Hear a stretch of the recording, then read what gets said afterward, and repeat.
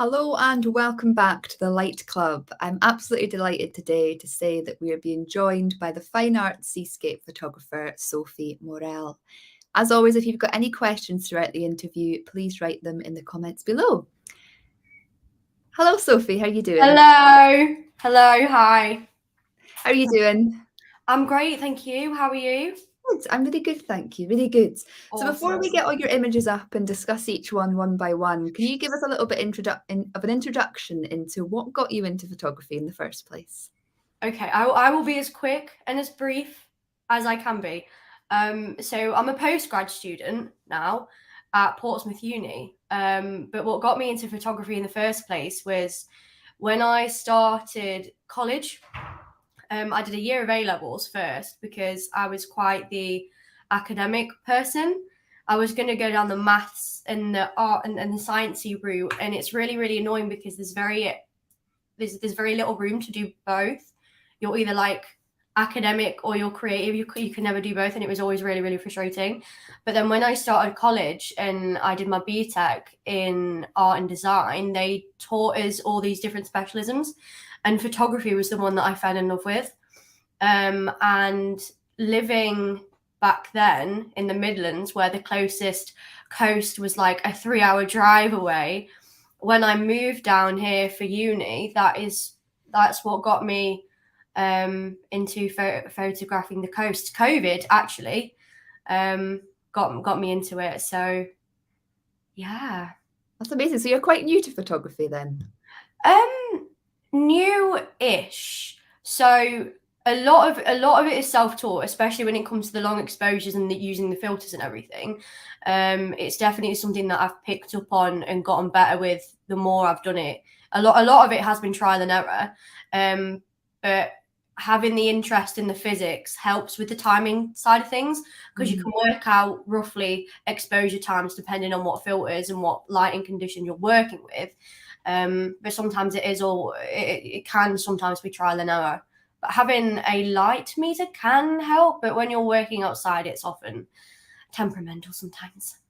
It's really good to hear that, because I think some people can get quite frustrated when they begin using filters and learning the timings and stuff. And it does take a lot of practice, and as you say, trial and error to really time in the field to really get to grips with it. And I think it's always good to remind people of that. You know, photography is a process, and even every time you go out, you find you're going to come up against things. So yeah, I love the fact that you use that they're talking about trial and error. And what do you think it is about the sea and the coast particularly that you find so inspiring? You can never find the words to describe it. I find I'm always lost for words to explain what it is that I like about it. I mean, the closest I could probably get to it is the sublime, and obviously you've got so many writings of that have been, I mean, Edmund Burke for starters, and so many philosophers have spoken about the sublime and beauty and what we think beauty is, and the naturalness of things. And it helps put everything into perspective, because it's so large. It is huge compared to, people. And sometimes it can help you just step back away from the dramas of Western society and life in general. And it's just because there's no rules and regulations at sea. It's just its own thing, and it is a big part of escapism for me. And it's 100%, yeah. I often, not all, but when someone grows up around the coast, they often can take it for granted. And when I moved down here to Portsmouth and I was like speaking to the locals, they're like, "Oh, it's just the sea." And I was like, "What do you mean it's just the sea? Like, it's not just the sea, you know?" So I can totally relate to that. I mean, I was lucky to grow up on actually a coastal village, but I remember most of the locals didn't appreciate it, and it was usually incomers that appreciated it. But I just always was like, this place is so beautiful. Like, you know, the appreciation of it is just something that came naturally to me. But yeah, I love how you moving down to Portsmouth to go to uni, it's almost been completely life-changing for you. And I guess it's given you've got that academic side, but you've also had all that time out to go and do your photography. And like you say, bringing the physics together with doing the timed exposures and stuff. It's interesting to hear how you've managed to get both those sides together now to create your images. So yeah, that's beautiful. I think on that note, we'll get some of your images up now and we'll look through them. Yeah. So this is image one. So if you're able to just kind of explain to people what your thought processes behind this image was, why you photographed it the way it was, and kind of the times of day and that you were out here. Yeah, no. So this is Boscombe Seafront. So it's just along from Bournemouth. And I went there in mind to get, there's this part along the seafront where you've got these kind of metal railings and they go down in like a box. And I've seen so many images of this thing and I was like, right, I want to photograph it. And then when I got there, the tide was like all the way out and I was like, oh, that's wonderful, you know, because I couldn't get the same the same feeling and the same composition in the images that those other people had gotten because the tide was out. And then I was about to, you know, feel very sorry for myself and just walk back and just not and not bother. But then I was just entranced really by walking along the seafront. And there's not that many sandy beaches along the coast at Portsmouth. They're all shingle and pebbles and stones and stuff. So it was really, really nice to see the texture of the sand when I took this. And then I think the exposure time was maybe a second, if that, because you can see the motion of the ocean, but you've got all those textures there.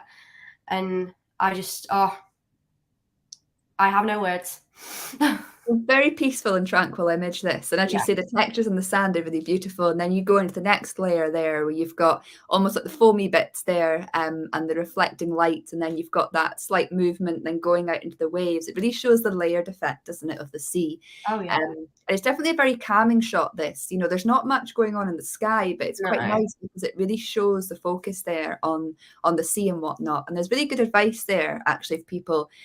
You know, when you go on location, you're not always going to get the conditions that you want for your images. And of course, you potentially could have looked at the tide times before you went, but it's quite nice also to just go when you've got that free time, because you can't always get the tides correct, and just to go and find opportunities in other places. And that's exactly what you've done here. With regards to the moon, was that moon there, or have you put it into the image? It was, but it looks a hell of a lot bigger than it actually was. I don't know how I have even managed that, because it was like this. And then when I looked at it on my Mac, and I was like, it was not that big. But I was like, you know what, we'll just go with it, you know. It looks good. I mean, I did bring out some of the textures and I did sharpen it a tiny bit. But yeah, no. No, it's nice. It's really difficult actually to get the moon well exposed amongst everything else. So you've done a really, really good job here. And what filters did you use to create this sort of 1 second? With pretty much all of them, it was the version 6 holder with the soft GND8, which is the 3-stop, and with my ND8, it's the circular ND8. So I've got the 100 by 150 mil square filter that slots in the holder, but then I've got my circular NDs. I mean, I want to get my hands on the square NDs because it just reduces that vignette in a tiny bit, but it works. So beggars can't be choosers. It certainly does, and it's good that you can stack these and do these different things with them as well to create this image. So yeah, a really beautiful one to start with. And your next image, I believe, is quite similar. So what? Oh yeah, it's the same. It's the same coastline. Yeah, and but a completely different effect here in many ways. Yeah, no, I mean, again, the exposure time was very, very similar, like 1 second, if that. But again, I wanted to get the texture of the water in it, because I tend to go for really, really long exposures that really soften the water out. But where there's not a lot going on in here, I thought it helped to balance it out. And And with this, again, it was trial and error. I didn't like go out and photograph and be like, yes, I want to get it like that. And then I knew exactly what I was doing. Like no one knows absolutely everything when it comes to taking photographs of anything or doing everything, you know. And I think it's very good to go out with that open mindset and just wanting to learn as you go. And you can learn from yourself, you know, you don't necessarily have to learn from a book or learn from, you know, someone else, although definitely, you know, everyone's got, you know, depths and breadths of knowledge that you can take and borrow. But yeah, because I, especially when I first started out with my seascapes, I was terrible. I was awful. And then I was looking at all these amazing photos, especially ones that use the filters that I now have that I didn't yet have. I was like, how are they doing this? You know, it's impossible, but it really is not. It's just patience, and you develop a niche, and then you can work out your angles and what lighting works best, and what filters to use, or where to point the camera, because obviously the sun can be really strong and blinding, and it can be overpowering, and it can really mess up your histogram on your camera. Because I tend to get it as best in camera as possible, and so I use the histogram in camera. But when the sun is so bright, it can offset it sometimes. So that's why I tend to shoot away from the sun. Some really good advice there, actually. You often get much even images, don't you, when you're shooting away from the sun, and you don't have to worry so much about the light and things. And also, a lot of your images have this really nice colour to them, and you get that colour away from the brightness of the sun, mostly in the opposite direction. There was some great advice there, actually. I definitely find when it comes to using filters that actually practicing in the field is where you learn. It's very difficult when you're at home, isn't it, to look at them and try and work out what they do and watch videos and whatnot. But it's when you're actually in the field and you're physically using them and you're physically seeing how the polarizer changes the light and how the effect it's having on your exposure time with the NDs and stuff. It is, and especially at the coast when you're photographing from a beach and you've got the incoming waves. Definitely using a much slower long exposure, like half a second or a second, gets you much more interesting images than doing a complete long exposure. That's much better for rocky shores and cliffs and things. And we'll see some of your much longer exposures later. But yeah, you've done well here with the movement here. And like, you know, you can never actually visualize any of these sort of half second to 1 second images with the sea. It's only when you actually press a shutter and work with the waves coming in and out that, you know, the waves do the work for you, don't you? You just have to try and hope that you're positioned in the right place to capture the best of it. Oh yeah, and it's all about patience as well. Being patient. 100%. And that's what a lot of people struggle with, don't they? They kind of get the gear, they get the filters, and then they kind of expect to get images straight away. But really it's that patience, that dedication, that time, and going back to the same locations time and time again as well. So yeah, brilliant. We'll move on to your next image now. And this one, for me, this is my favorite one that you've sent. This is like the most beautiful fine art shot you could possibly.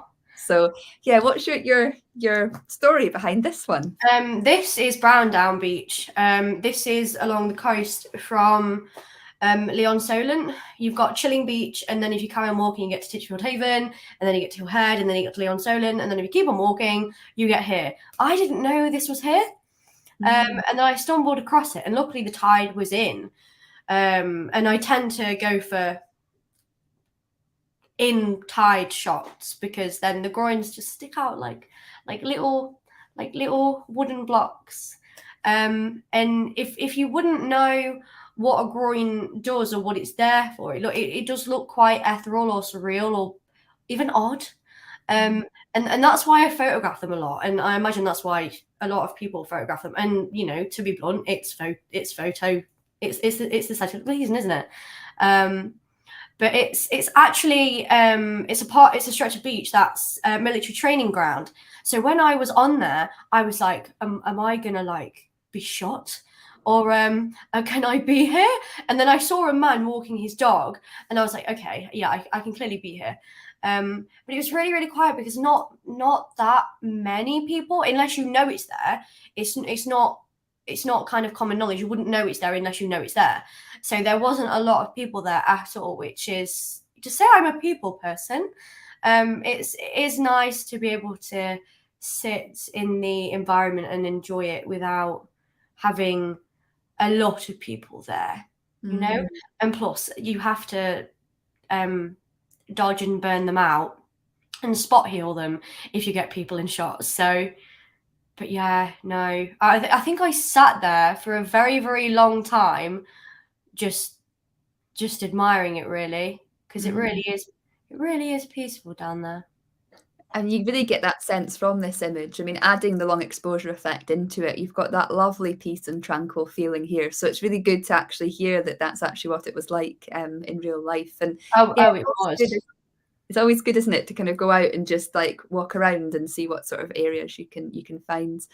What kind of time of day did you photograph this, if you can remember?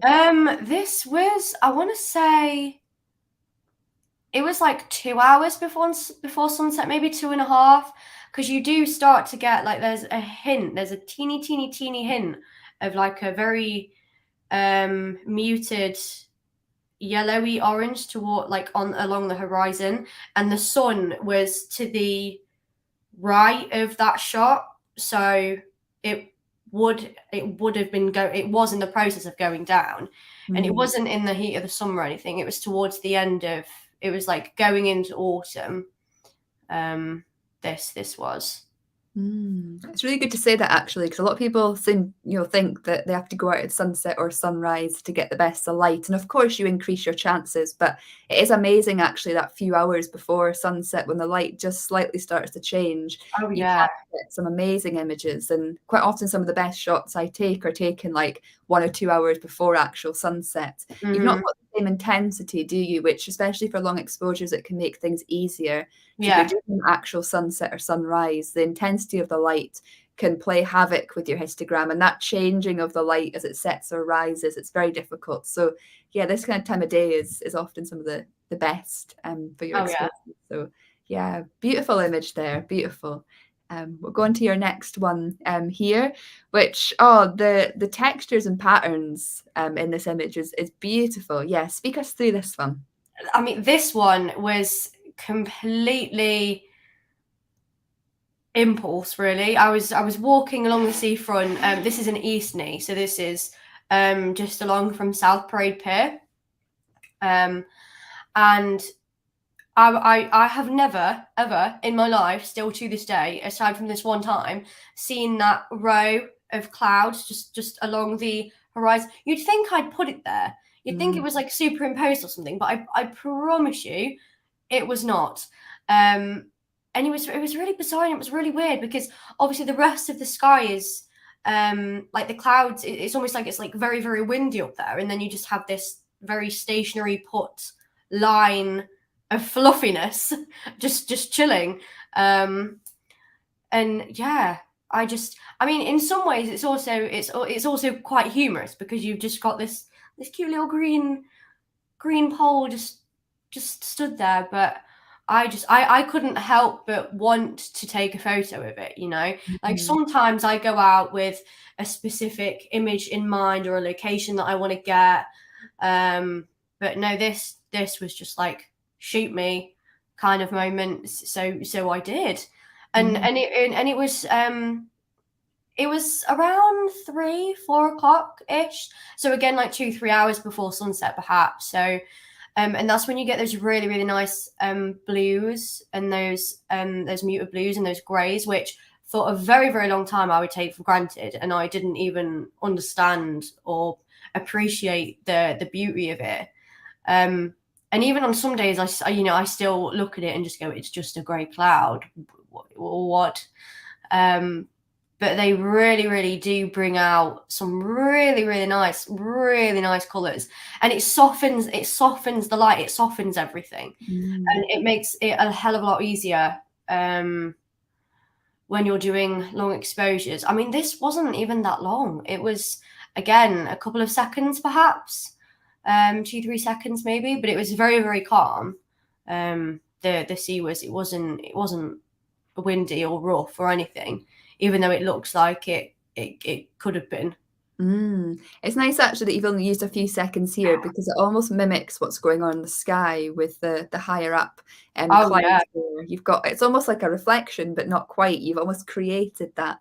And yeah, this image, I mean, it doesn't look real, but you know, it is. And it shows how the use of filters and, you know, particularly things like a polarizer and stuff, for instance, how it can bring out a lot of that ethereal color in your images, and you can create beautiful shots like this, which, yeah, you could easily put this on a wall and admire it day after day. This, yeah, beautiful image once again. So yeah, lovely.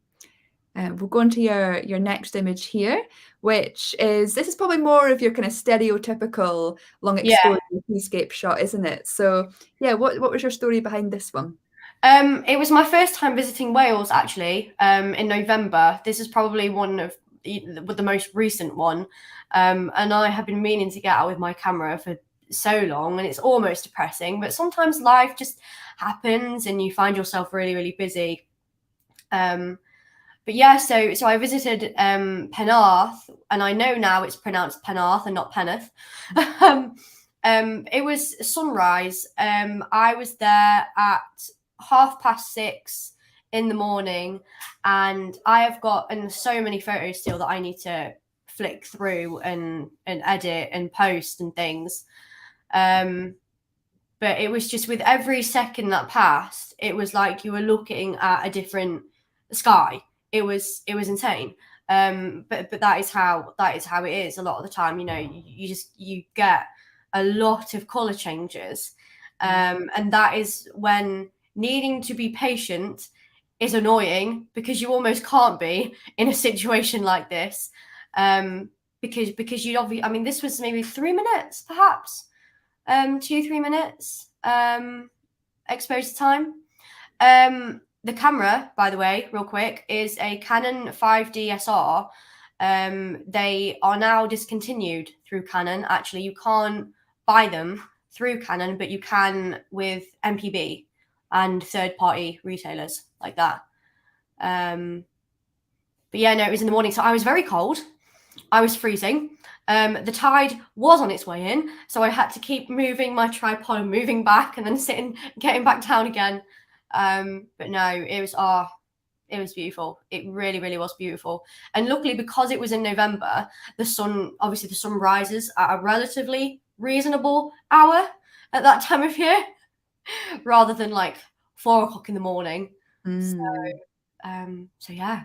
Yeah, lovely. I mean, this image again has got your really like ethereal feel to it, which is really nice. And the clouds there are just lovely as well. So it's nice to see you here, as well as doing your shorter long exposures, doing these long exposures as well, just to show the diversity of what you can do at the coastline. It's really, really lovely.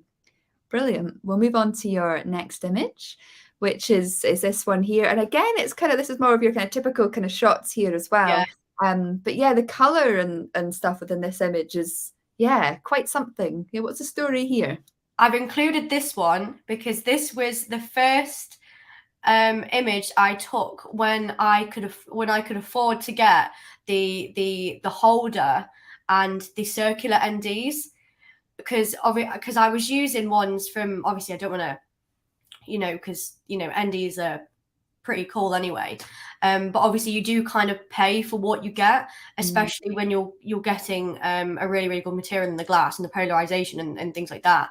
But until I had bought the ones that I shot this with, I was having to edit beyond belief, because the sky would be blown out because I didn't have any GNDs, and GNDs are a lifesaver, whoever invented those beautiful things. And that is why I included this one. And you actually can't get down there anymore, because this is in Portsmouth, and at the moment they're doing the South Sea Coastal Scheme. So they're installing all these sea defences from Old Portsmouth, and they're working all the way along to Eastney. And there's another shot, I think, that we'll see in a bit, that you can't get to it anymore. You can't walk down there and photograph it anymore. So the fact that I could do that, and I have got that, it's like, oh, yay. But it's almost sad, because I know these coastal schemes are needed, but it's almost sad that they are needed. because you can't go down there and walk there anymore. But I felt like the most powerful person in the world when I took this. I was like, oh yes, I can do it. But I promise you now, when I shoot and I go out with my camera, even on the best weather days and the best conditions you can ask for, even then I get naff photos, and even the people that have been doing it for years and years and years and years and years do, and that's what I had to remind myself of when I was getting into it, and even now, because you can beat yourself up quite easily, can't you? Because you're like, and you're very self-critical of yourself anyway, whether that's through what you look like, or what you wear, or how you speak, or even in the things that you create in your work, and you don't have that same level of judgment when it comes to other people's stuff. So like, you have a look at someone else's photo and you're like, oh my god, that's amazing, but then you could have taken that yourself, and then you could look at it and go, yeah, that's naff. So it's good to be aware of that when you're taking images, especially when you've got like I want to get this kind of photo, and then sometimes you just can't, and that's okay. But it's always a privilege being able to be there anyway in the moment, Yeah, you definitely need room for flexibility when you're out with your camera, and I think definitely creatives people tend to be very critical of their work, and sometimes it can be good because you can see the bits you don't like, so you can change it in the future, but it can be very difficult not to get stuck in that mindset. So yeah, it's great, and it's good to hear when you got these filters, just what a difference they made to your photography. So yeah, thank you for sharing that. Brilliant. We'll go into your next image, which is this beautiful shot here, which really shows the importance of using odd numbers in images when, creating subjects. So yeah, where's this location and what's the story? Again, that is in Portsmouth. That is, you can't, that's the part where you can't get to anymore. I think I used a 24-105. So it was pre-zoomed in-ish. But again, it almost doesn't look real. It's almost like a painting, or like it's like you'd see it in a dream, perhaps. And when I'd stumbled across it, it was the first time I had ever seen it before. But it felt like I'd seen it before, if that makes sense. I was like, I've seen that somewhere. I can't explain it, but I have. And I just felt compelled to take it, and it was almost like a surrealist painting almost. But yeah, it's just simple. And again, it was maybe 2 minutes, I think. And this was coming up towards golden hour, maybe like half an hour before golden hour, so before the hour of the hour before sunset. And you get those, like, on the other side, where the opposite side of where the sunset's happening, you get all these gorgeous pastel colors, and the offset, and you often miss it because you're too busy looking at the deep reds and the oranges and the yellows that you miss these gorgeous pastel colors that are going on behind you. So I do tend to shoot what can often be neglected to bring attention to them. I love that. I did notice that when I was looking through your Instagram. All of your images have this pastel-y, beautiful, dreamlike colour to them, which I think is what made your photography really stand out to me. And that's something that I've definitely learned over the last few years is, you don't always photograph the sunset, photograph what's happening in the opposite direction. And sometimes when I'm hosting workshops, I take people to locations that aren't stereotypical sunset locations. And they're like, this is a sunrise location. And I'm like, technically it is, but just wait until you see the hues and the colors here that might appear, because often they can make beautiful long exposure and, as you say, dreamlike images. And yeah, I always say to people, you don't always have to go to what people would deem as the correct sunrise or sunset location, because often what's happening in the opposite direction can be just as, if not more, beautiful. So definitely very good advice there, and I'd highly recommend to anyone that's never tried it to give it a go. Go to a sunset location at sunrise or vice versa and see what happens. Yeah. Brilliant. We'll go on to your next image here, which is, this photograph here. You've got more of a bluey, darker feel to this image. Yeah, this is Swanage Old Pier. I had 2 minutes to get a decent shot, because it was the first time that I visited this location, and I wanted to visit it for ages, because obviously so many people has got that photo of the old pier. But because of the time of day that I went there, I couldn't get down to where they get that shot and that angle that they do.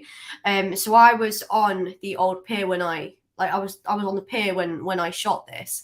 And I forgot his name, but he was like busy. He was like closing down, and I was like, I'm really, really sorry. Like, can you please let me on to take a photo? I promise I won't be done. And he's like, oh, go on then. So yeah, this was, the sun had already set. So the sun was setting behind me, because obviously the sun would rise from that location, and that's why people go there often. But again, that's when you get all the pastels and the pinks. And it wasn't long after that, it was almost dark, and so I was like, oh, yay. I was so happy with this photo, and I've not gone back since. But this was, I want to say, October last year, maybe. It was definitely last year, and it was shot around 5 o'clock ish, 5:30, in the evening. But I just loved how the light brought out those buildings really, really clearly. Yes. Even though I wasn't like focused on them, because obviously I was focused on the old pier. And when I was editing, I didn't know whether to take the boat out, the little white boat that's just chilling there. I was like, no, I'll leave it in. Because I found it quite quirky, you know, because sometimes when people edit, they're like, oh, I've got to take this out, I've got to do this, I've got to, you know, make it perfect. But in reality, that's not how things are. And sometimes the imperfections can be even more pleasing to the eye than one might at first realize or think. I like that, actually. You can almost see both sides of the argument there. But yeah, one thing I always say to people is to photograph what's not always there, and that boat is not always there. So it gives your image something unique. I can see how it would look good without it, but equally I can see how it looks good with it, because it almost gives it some balance and, as you say, some quirkiness. And that's one of the beautiful things about photography is taking images and editing them in the way that works for you as an individual artist in many respects. So yeah, thank you for explaining that, because hopefully it'll make some people think a little bit about their own work and what they keep in and what they take out, and yeah, just thinking about making it a little bit unique from time to time, and maybe breaking some of the rules, as some people might say. So yes, brilliant. We'll move on to your next image, which is, again, I love this one. They're just such a beautiful minimalist image, very well balanced. So yeah, what's your story here? Peveril Point in Swanage, this one is. And it's taken from, like, I'm on a cliff, because you can't, well, when the tide's in, you can't get down there unless you want to get wet and cold. And potentially be eaten by crabs. So I would rather stay up the cliff and shoot down. So there was quite a lot of fiddling around with the lens and where I wanted the tripod to be and where I wanted the camera to be, and fiddling around with the ball head. And that is another thing. Invest in a really, really good ball head, because it will save your life. Because, well, not literally, but, you know, because you'll be given a really, really awkward angle to work with, like this one was, because it looks that it was simple, like it was deadpan on, but I promise you it was not. It's kind of a bit of a catfish photo, this one is, because it was really awkward to get. But no, it was just, it's gorgeous. But like, obviously this is a really, really long exposure of like maybe like, I want to say like 6-7 minutes, but it's having that level of patience and it's an exposure like that can help bring those colours out, because otherwise if you was to like look at it stationary, it was a very, very grey day.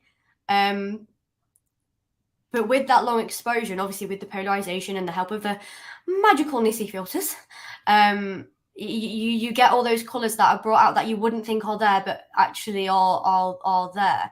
And that is one of the things that I love about photography, because and cameras in general, because without getting too deep, you know, what we see consciously, right? You know, we see with our brains, not with our eyes, right? Whereas a camera just the cameras see things that we can't see or pick up on, or that our brains choose to ignore or neglect and stuff like that. So that is one of the things that I find really, really, you know, fascinating and interesting, because it gives another alternative perspective and point of view that would kind of otherwise be dismissed or not mentioned or not thought about or neglected. So yeah.